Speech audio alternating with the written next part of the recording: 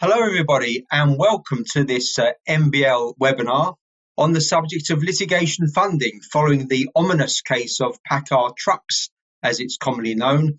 Where are we now? Well, this is what we're going to have a chat about over the next hour. For those of you who haven't seen one of my webinars or been on one of my Learn Live sessions or indeed face-to-face seminars, there's a slide here with my background. Basically, I've been in the law now for 40 years, not 30. It was 40 years in September 23. And during that time, I've certainly started doing some debt recovery and insolvency work before then specialising in litigation, particularly PI, and then getting into law firm management, being a partner in a regional law firm, managing 3 offices, and then joining a top 50 law firm and setting up their teams around the country.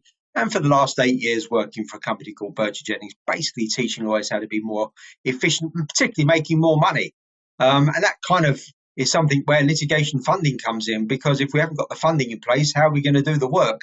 How are we going to make our living? And how are we going to provide access to justice to our clients?